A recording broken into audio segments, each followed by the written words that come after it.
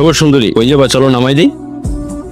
সমস্যা ঠিক আছে, আমি তো মধ্যে মাথা কামাইতেছস, কথা কইতেছস, একদম ভইরা দিম কিন্তু। যে ভরে দেবেন দিবেন, সমস্যা নেই, নো দোষ। ওকে ডিস্টার্ব করতেছেন কেন? ডিস্টার্ব করি, ওরা ভালো লাগছে, ওরে নিয়ে একটু ঘুরবো, বাতাস খাবো, বাদাম খাবো, আর অনেক কিছু, তারপর ওর পছন্দের জায়গায় নামাই দিব। তোর সমস্যা কই? তুই যা, তুই তোর পথ দেখ, চলো। বুঝে নাই রে? যদি না যে মা কইলো কি রে, তোর চুপ। ওরা ভালো মানুষ না, কি দরকার ছিল? আপনার সাথে বেয়াদবি করতেছিল, অপমান করতেছিল। আমার চোখের সামনে আপনাকে অপমান করবে আর আমি ওখানে বসে থাকবো না? প্রতিবাদ তো করছি, তাই না? প্রতিবাদ করতে হবে। আমাকে যে অপমান করবে প্রতিবাদ করবে। অবশ্যই করবো। কেন করবেন?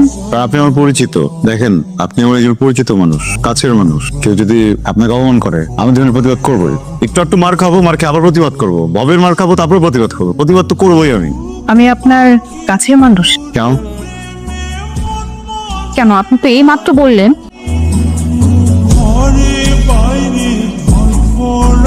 চোখের সামনে একটা লোক প্রেমিক হয়ে গেল আর আমি বিরিয়ানি পেলাম না, এটা কোনো কথা? পুরো একদম বাঙালির মতো একটা কথা বললেন, বুঝছেন? ইঁদুর যেমন রুটির একটা টুকরা দেখলেই হয়েছে, গর্ত থেকে লাফ দিয়ে যে রুটি নিতে হবে, তখন বাঙালির একটা ওকেশন পাইলেই হয়েছে, খাওয়া খাওয়া খাওয়া। কেন ভাই? তাই বলে খাওয়াবেন না?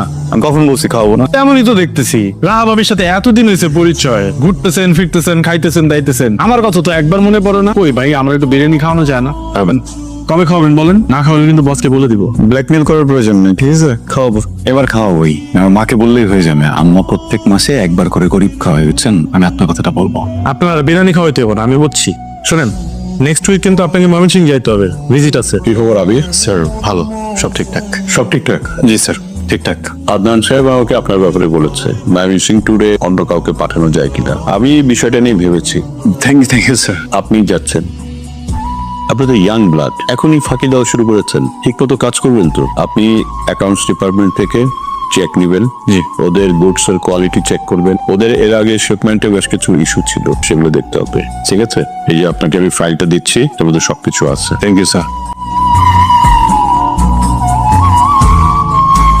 ডাক্তার সাহেব, আবিরের কি অবস্থা এখন? বসুন, মাথায় মারাত্মক আঘাত পেয়েছে, 48 ঘন্টা উনি অবজারভেশনে থাকবেন, এখনই কিছু বলা যাচ্ছে না। প্লিজ একটু খেয়াল করবেন প্লিজ। আমরা আছি। কাঙ্ক্ষিত নম্বরটিতে এই মুহূর্তে সংযোগ দেওয়া সম্ভব হচ্ছে না।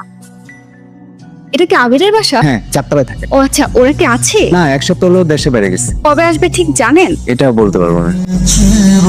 আদনান ভাই বলছেন? ভাইয়া, আমি আসলে আবিরের ইনফরমেশন চাচ্ছিলাম। আবির নাকি দেশের বাইরে। ভাইয়া, আবির তো আসলে রোড করেছে, সো ট্রিটমেন্টটা আসলে দেশে পসিবল হচ্ছিল না, তাই আন্টি ওকে নিয়ে দেশের বাইরে গিয়েছে বেটার ট্রিটমেন্টের জন্য।